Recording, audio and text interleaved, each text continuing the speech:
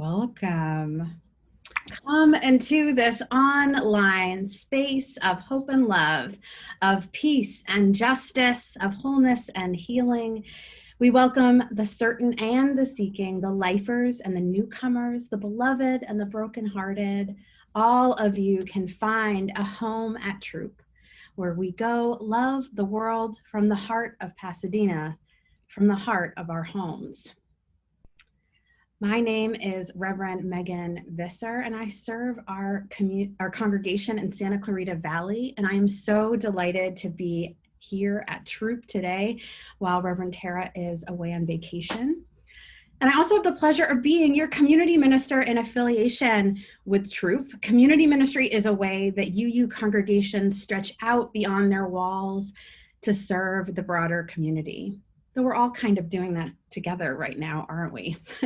When I'm not working with our people in Santa Clarita Valley, I'm working on research on people coping with chronic conditions. Speaking of, I imagine we wouldn't be a part of a faith community if we were invincible. Both Santa Clarita Valley and Troop participate in a support group for people with chronic conditions, and our next meeting is on August 14th. So if you have been interested in this group or our pandemic times have brought these issues up again, please join us. We're always welcome to new folks. Quick announcement. If you haven't had the chance, go ahead and grab your favorite summer reading book or picture book. We're going to have a chance to show them off during a time for all ages later in our service. But for now, let's settle into worship this morning with the Book of Delights.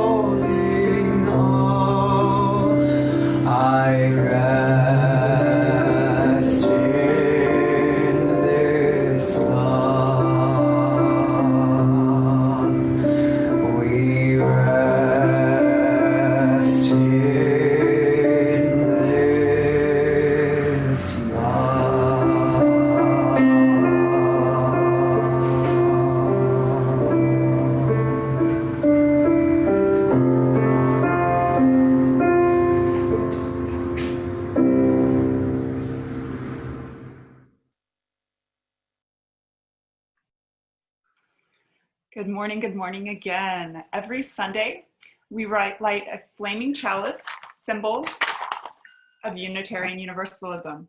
Please light your chalice at home and hear these words by the Soul Matters worship team.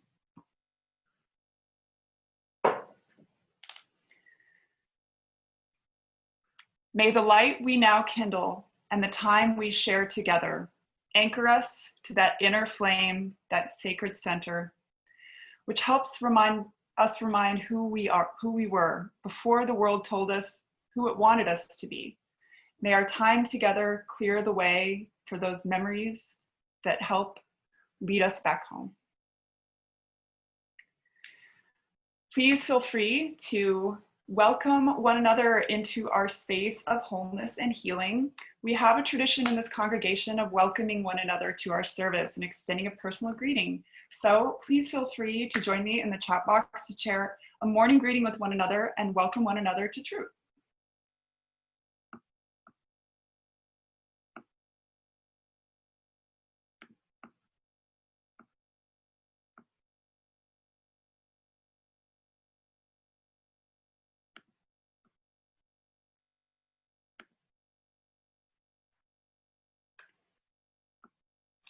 Harm says, hello, everyone.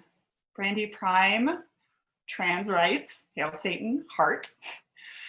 Tim, good morning, everyone, and love you all. Adriana Gutierrez, happy morning, everyone. Denise Robb, welcome to everyone. I hope you're having a beautiful day. Taryn, glad to be with you all. Good morning, Francis. Always happy to have you here. Stephen Torres, good morning, troopers. And Karen, good morning, all. Good morning, Karen. Chris, good morning, everyone. He saw the princess. Princess says good morning too. Clara, good morning, all. Virtual hugs. Patricia, happy to see you all. Love, Pat, and Emmett. Yes, Brandy, she is a very cute pupperino. She waves with the little feetsies.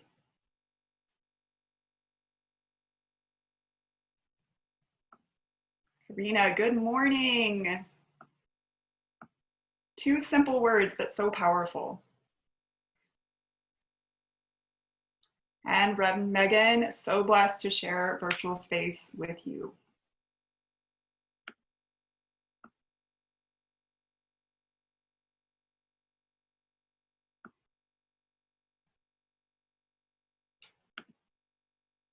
And Lynn, good morning. It's so wonderful to see text come across. I think in our time of web and connection, we can sometimes forget how powerful visualizing all the humans on the other side of the internet connection. So I so look forward to this every time. Little text on the screen goes a long way. Susan, namaste.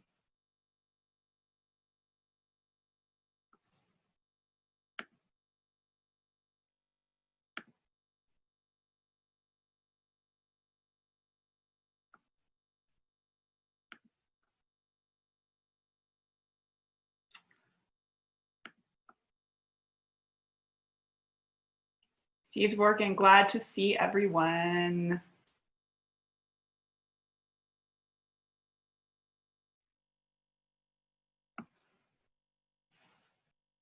Okay, we will now transition to our promise to our planet that we all congregate around each week. This is a chance for us to be unmuted and to raise our voices together in digital harmony in all of our ways. So, our promise to our planet. Please join us. As members of the family of living beings on Earth, we are guided by the universe's principles of respect, the interdependent web of all existence, of which we are a part. With hearts filled with love for it, eyes nurtured by its beauty, and minds minds illuminated in ways to protect sacred and scarce resources, promise to promise to nurture the well-being of all life, planet itself. I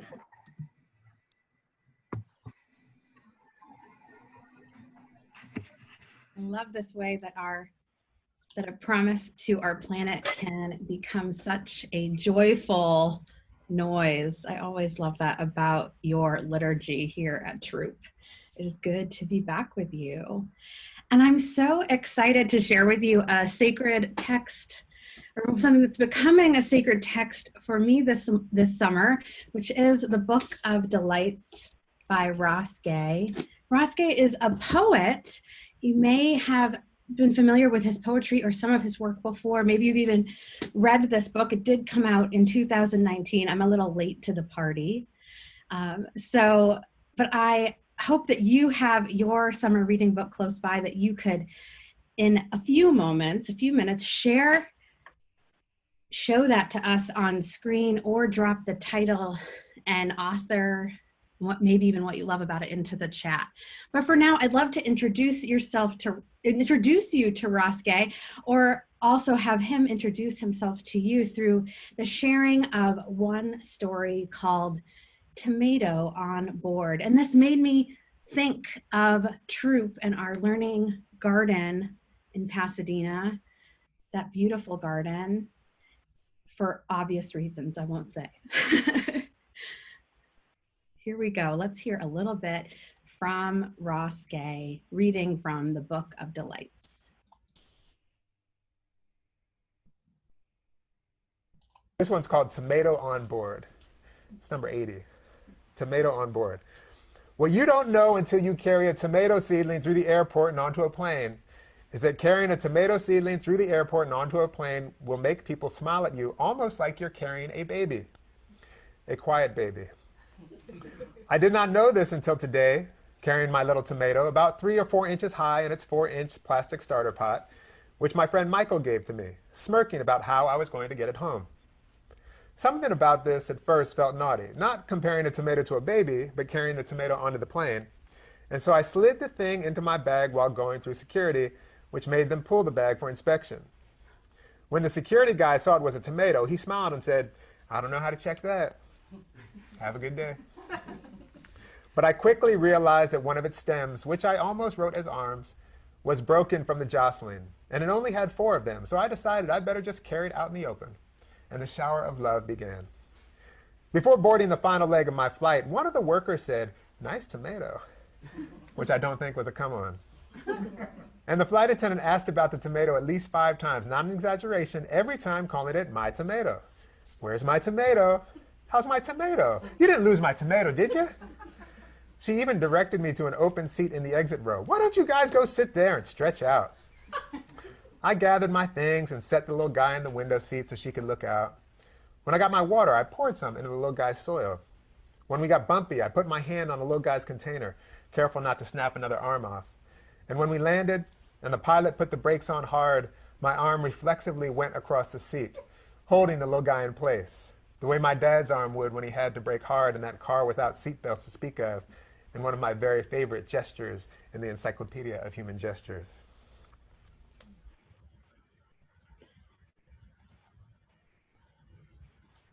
So I think you can understand those delights that you share amongst each other at Troop from your learning garden, reflected in some of how Ross Gay thinks about the caretaking of his tomato plant.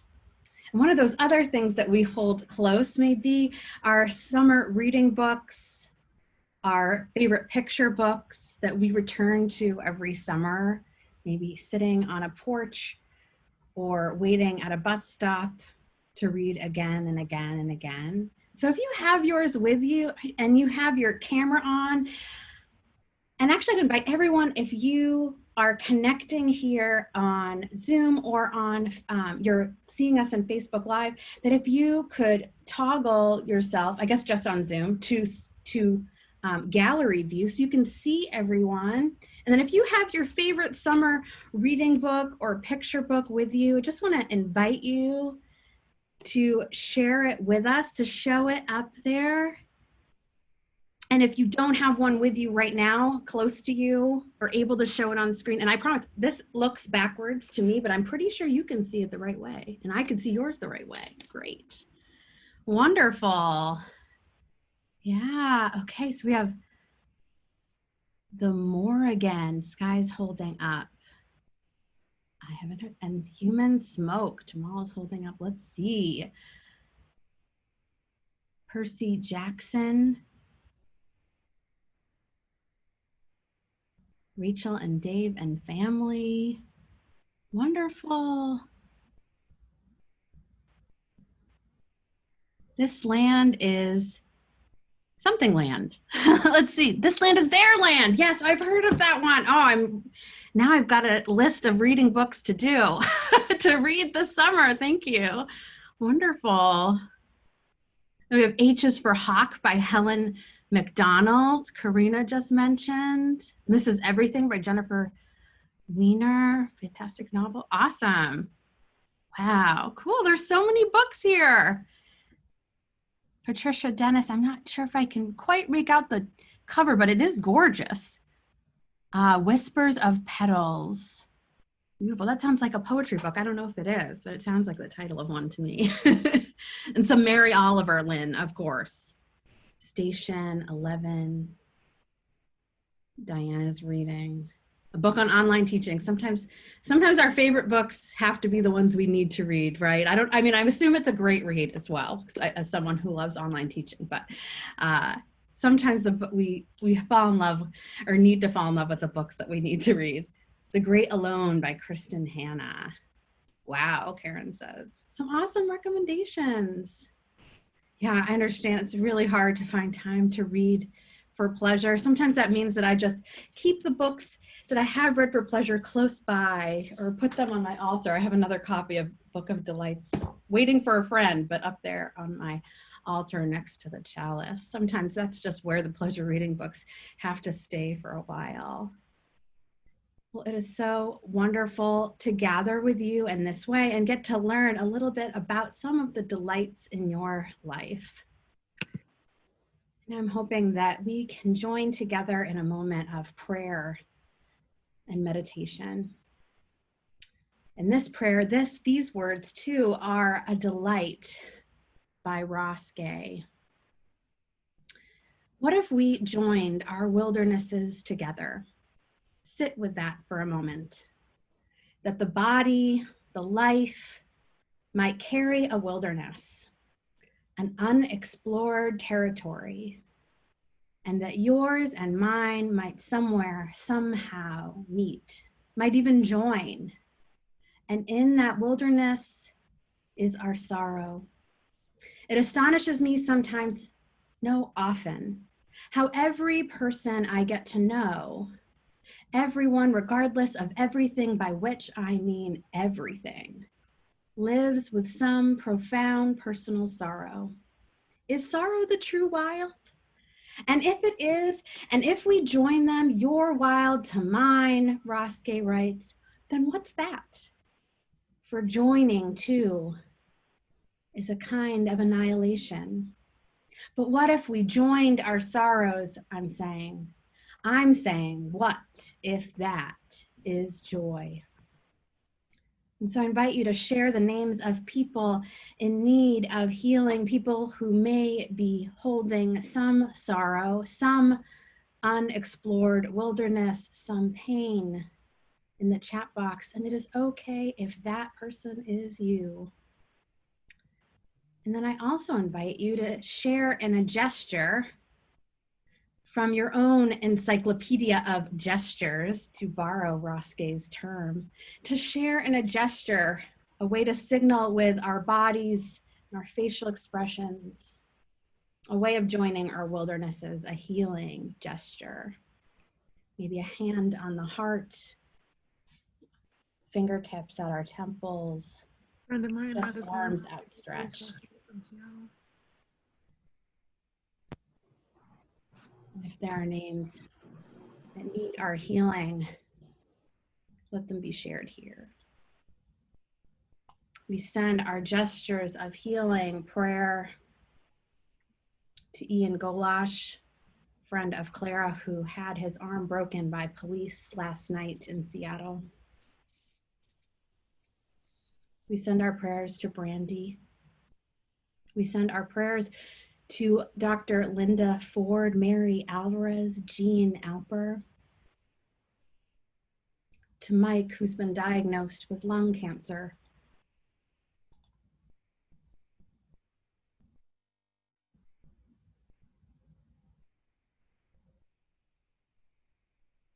We send our prayers to all those fighting for justice. Scott, to Susan's son, Nick, Alejandra, coping with several chronic illnesses. Sky writes, in the words of a dear musician friend, our bodies are our wildernesses in all their beauty and darkness.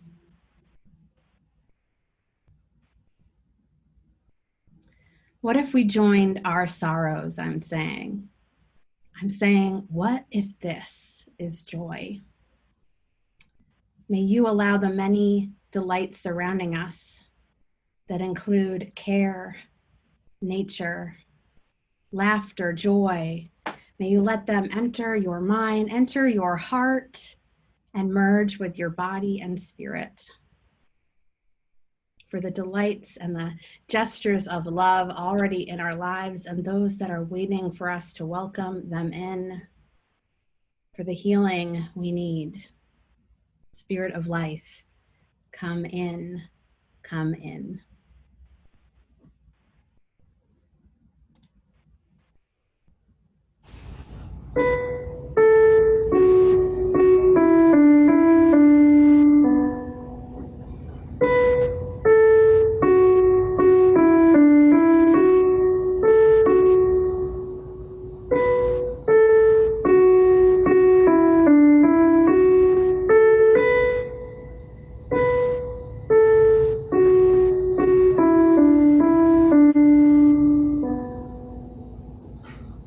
I know this rose will open. I know my fear will burn away. I know my soul will unfurl its wings. I know this rose will open. I know this rose will open. I know my fear will burn away. I know my soul will unfurl its wings. I know this rose will open. I know this rose will open.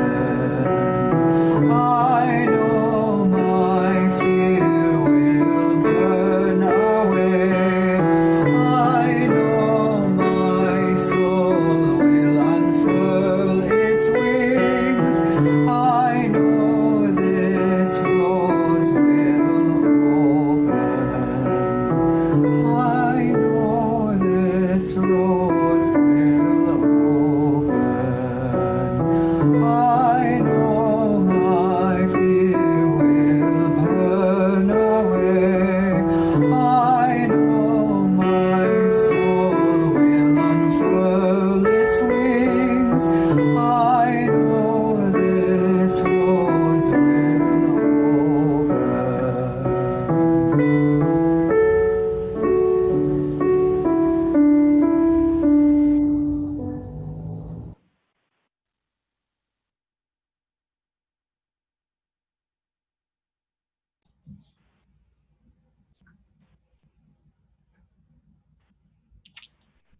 That was beautiful. Thank you. Thank you, Chris. Chris Maldonado, troupe music director. Now I'd love for us to share in another delight from Ross Gay.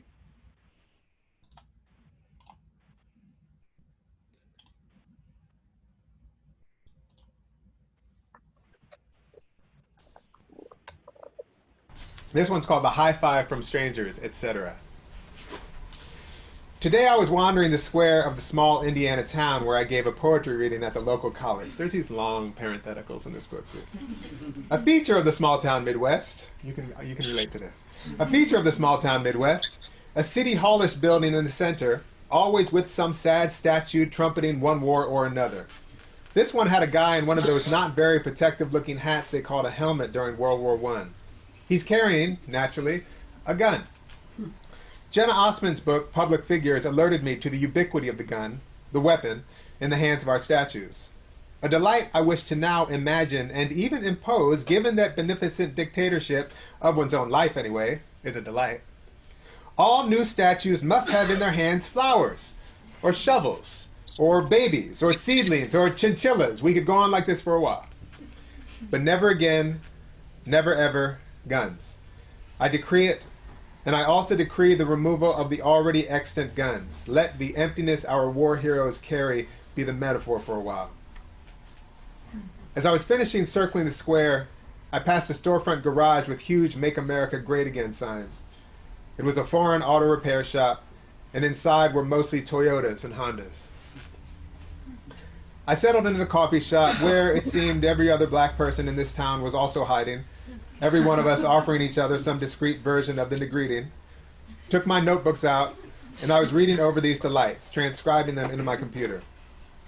And while I was working, headphones on, swaying to the new De La Soul record, Delight, which deserves its own entry, I noticed a white girl. She looked 15, but could have been, I suppose, a college student, standing next to me with her hand raised. I looked up, confused, and pulled my headphones back. And she said, like a coach or something, "Working on your paper? Good job to you. High five."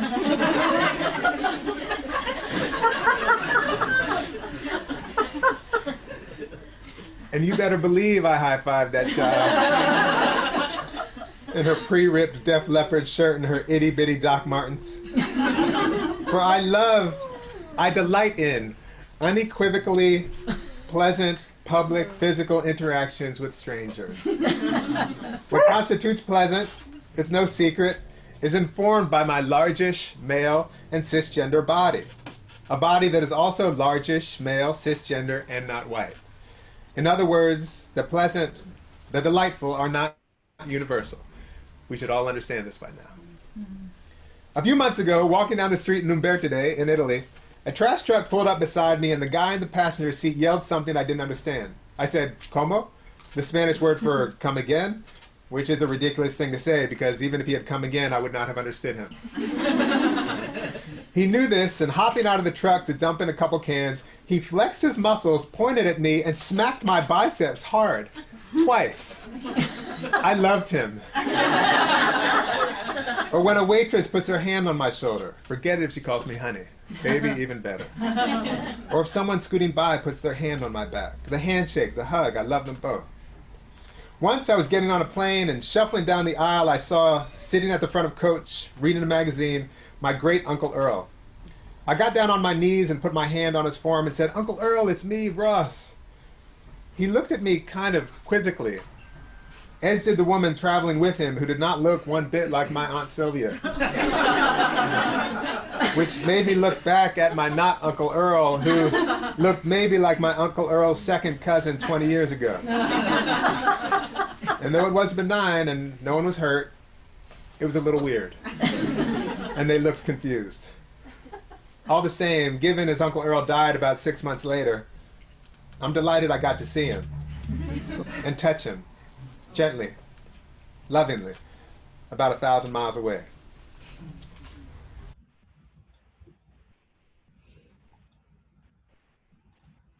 Touch gently, lovingly, about 1,000 miles away. Some of us have been without touch for several months. For some, touch has been connected to risk or work or a paycheck, not always joy. Perhaps you are like me in which rituals of touch, gentle and loving with our beloved pets, becomes more delightful in coping with these times. So every night, Violet, the pit bull, goes from the living room bed to her kitchen bed and sits in the center of it, waiting to be given her many night pills and a glob of peanut butter. I know this congregation has heard me talk about her before. And then to be methodically swaddled in microfleece. You can see here. She looks up, her tongue darts out in approval. I kiss her graying forehead peeking out of the equally gray covering and say, "Okay, time for bed." She crumbles herself downward, encased in her blanket, sort of fawn-like. I place 2 to 3 soft toys around her head and shut off the light, heading to bed myself. I smile as I walk away every time. Despite the clumsiness throughout the rest of her day, and sometimes my own, we have this moment of mutual attention through touch. I can't help but be overtaken every time with my amusement over the neat precision of her final movements of the evening and my participation in them. This is the kind of delight in the mundane that reminds me that there is something pleasing within reach. Gay calls it the common flourish of love. Now, Ross Gay set out to write a book of delight a day, starting on his birthday, August 1st. And it became this sort of delight radar, storing up delights as joy after joy called out to him, write about me, write about me. And that became the text of his book. And people have called this sacred text. I see some comments in the chat that make me think that some of you may see some sacred text within hearing Ross Gay. Not just because these are delights or human pleasantries. Ross offers this false etymology or origins of the word delight. Delight, suggesting both of light and without light. He says both of these are things concurrently happening. That's what he's talking about, being of and without at once. And that he calls joy. He's not concerned with the small gratitudes or life's little lovely things. He even says joy is not the pleasure of a great vegan cake donut, though I might somewhat disagree, or musing about a favorite song. He says being in joy is not a feeling or an accomplishment. Instead, it is an entering and a joining with the terrible.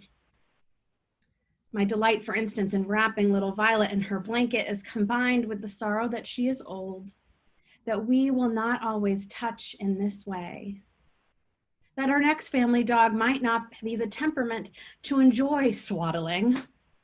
This joy, this delight is not perfect. It is not forever, and it is not universal. None of us are perfect, nor forever either.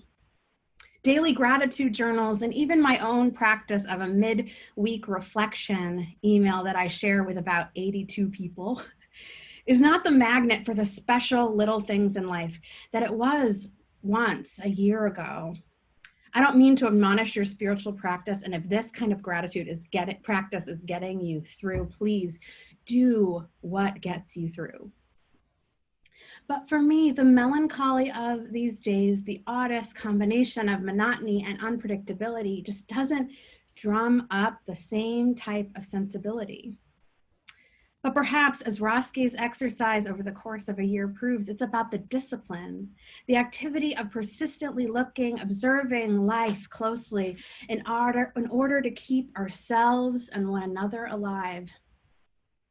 I'd like to try on Ross Gay's delights, marking delights that happen in the continual communing of terror and love, that things that make the intolerableness of living worthwhile.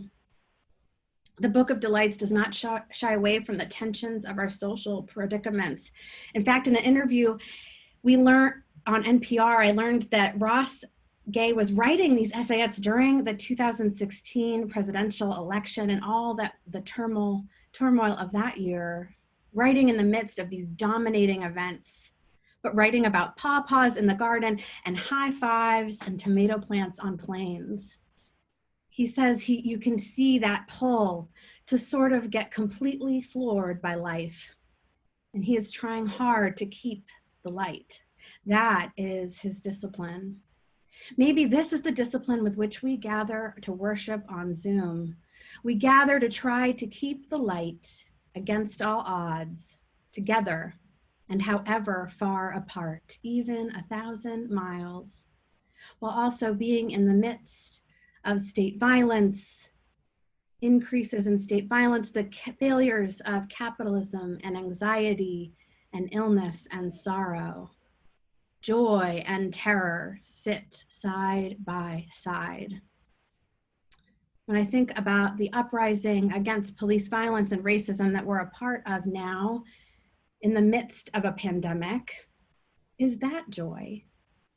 Tugging toward collecting delights that live in simple human interaction, protecting one another, that is not so simple for some of us anymore during this pandemic, and for many never has been simple. If simple equals privileged, insular, white, or able-bodied, or cisgender, or wealthy living, I suppose, Roske says, I could spend time theorizing how people are not that bad to each other, but that's not really the point. The point is that in almost every instant of our lives, our social lives, we are, if we pay attention, in the midst of an almost constant, if subtle, caretaking. That caretaking is our delight. And it is always a lie that convinces us to act or believe otherwise. Always. We may, as Roske writes, need the reminder through a discipline that caretaking, not murder or bigotry or disease, is our collective default mode. We, Unitarian Universalists, in the struggle for justice and liberation, can take sensual joy in this life. Tomato plants, high fives, wrapping a beloved pet. The list goes on. We can observe it, hold it, gesture it, use delight as fuel, be joy, make love tangible, join our wildernesses, even at 1,000 miles away. May the delight that has carried you from this moment, that will carry you from this moment into the next, be with you now, carried into your week and into your life. May we each be authors of our own delight.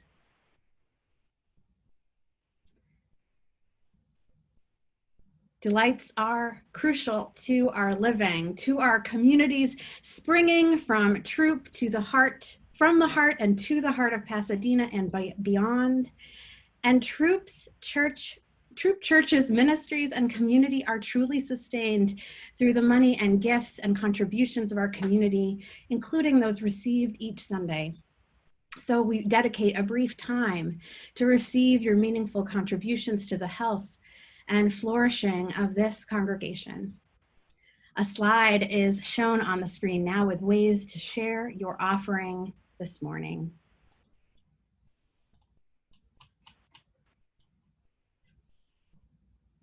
Wonderful. Thank you. And I love that image, that love stone. The instructions are on how to contribute are in our chat box here.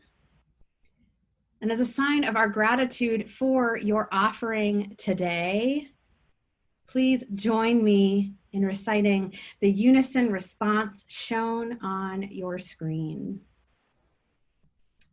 For the ministries of the church and our community, we bless our offering with love and hope. Troop really does rock. And part of the ways that it rocks is by including so many and making our worship services happen in this exciting way. It is so great to be able to witness and participate in the ways that Troop has taken its worship online. This is truly amazing, friends. So I want to thank our chat box greeter, Jamal Carver, our worship co-leader, Sky, and our tech host, Matthew, and our music director, Chris, and all those who come together to make worship happen each Sunday. Special thanks, of course, to our Reverend Tara Klein, who you will welcome back soon. Wonderful. And thank you, Reverend Megan, for joining us this morning and adding your beautiful light and perspective. We so appreciate and value you. So it is time for those fellow loves and pyros like me to extinguish our chalice.